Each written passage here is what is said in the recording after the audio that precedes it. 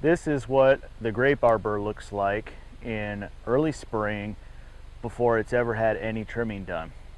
This is what it looks like about halfway through the pruning process, getting it ready for spring. And here we are with it fully pruned and ready for spring to fully set in and the leaves to start to come out.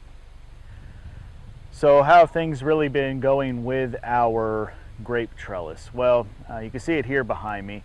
It hasn't really been a very big producer. That said, I haven't really put much effort into it. I haven't tried to fertilize the plants in any way. I haven't put compost or manures or even any kind of blood meal or anything like that on them. I've just let them be. So I don't know if this is the year that they really blossom out and we really get a lot of grapes, or if it's just not the best setup. One thing I will say is that throughout the course of the year, you do have to go up there maybe every 2 to 3 weeks and make sure that the vines aren't growing onto the house. We only do the major pruning back to this once a year, but throughout the year, every couple weeks, you got to go up there and make sure they don't grow into the house. So if that's not something that you're willing to do, or you don't have the capability of doing it, then maybe this isn't the best setup for you to try. I think this is probably limited to somebody who really needs the shade.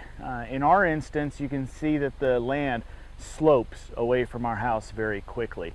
If we were to try to put some kind of a tree over here, first off, it is also going to not just block the light, but also be a storm hazard for our home. To have a tree so close to this side of the house, the storms would be coming from off camera this direction and would blow trees directly onto the house. So trees aren't a good option for us.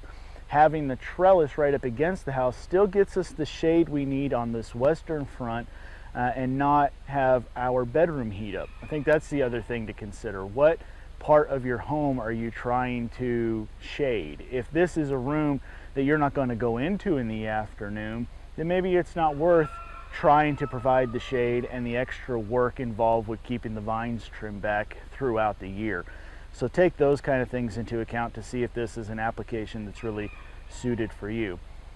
Otherwise, the structure itself is holding up really, really well. I was up there trimming back these vines and shaking it around and using it for support, and it is flexible because that's the way it's designed to be, but I don't see any problems with it. I think if this thing were even in full fruit, that it wouldn't go anywhere. So I'm very happy with the stability of the structure of this kind of trellis. Lastly, we are growing both table grapes and muscadines on this trellis. And one thing I'll note is that even though we're here in the southern United States and muscadines are our native grape, the muscadine vines are much more fragile. They're much more likely to break. They're more brittle. The table grapes are very flexible. And so what I'm trying to say is, if I have a vine that starts growing at a diagonal that I wanted to grow at a horizontal, I can come back in the off season and cut the tendrils off and move that vine down and put it where I want it.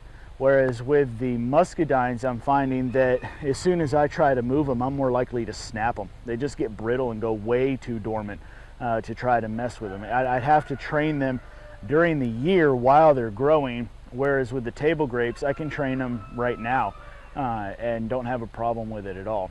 So that's another thing that you could take under consideration. So we'll show you this again later as the year goes on, but wanted you to get an update on the grape trellis. As far as the ground around the grape trellis, we got some plans for that too. Come back and see us again, and we'll let you know what's going on with that. Thank you all so much for watching. We'll see you next time.